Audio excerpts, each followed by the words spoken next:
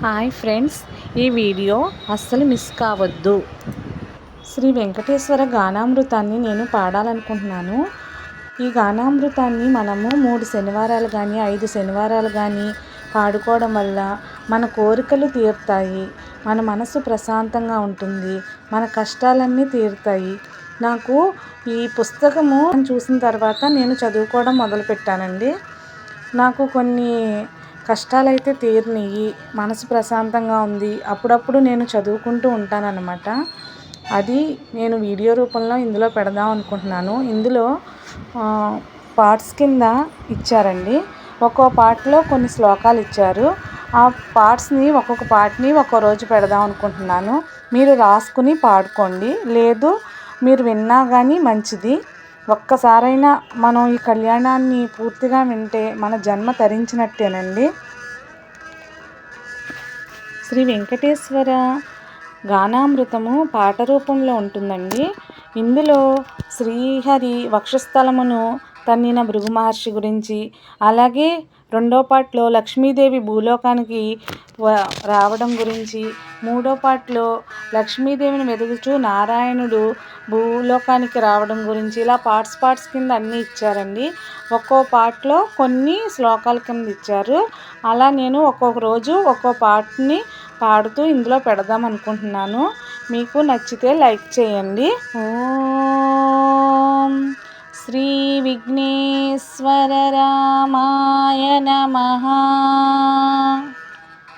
శ్రీ వెంకటేశ్వర గానామృతము బృందావనమిది అందరిది అను వరుసండి.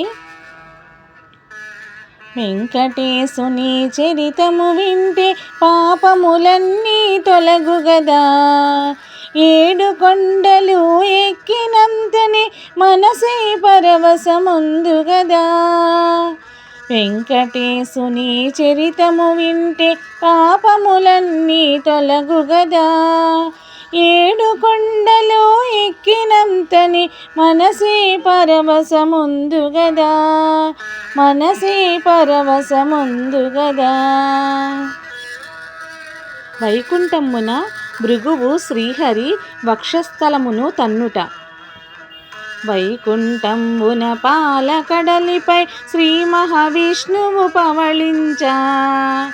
ఆదిలక్ష్మియు పాదములొత్తగా చూచిన వారిది జన్మము ధన్యం. వెంకటేశుని చరితము వింటే పాపములన్నీ తొలగు గదా.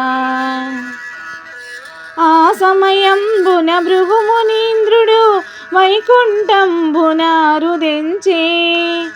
ఆసనమిచ్చి ఆదరించలేదని కోపము చెంది కలదన్నెను. వెంకటేశుని చరితము వింటే పాపములన్నీ తొలగు గదా. కడు వినయంబున కమలనాథుడు ముని పుంగవుని పాదములొత్త. అజ్ఞానమని ఏ నేత్రము జిదిమి జ్ఞానోదయమే చేసెనుగా. వెంకటేశుని చరితము వింటే పాపములన్నీ తొలగు గదా. 7 కొండలు ఎక్కినంతనే మనసే పరవశముందు గదా. మనసే పరవశముందు గదా. రేపు వీడియోలో లక్ష్మీదేవి భూలోకమునకు చేరుట అన్న దాని గురించి మళ్ళీ మనము పాడుకుందాము.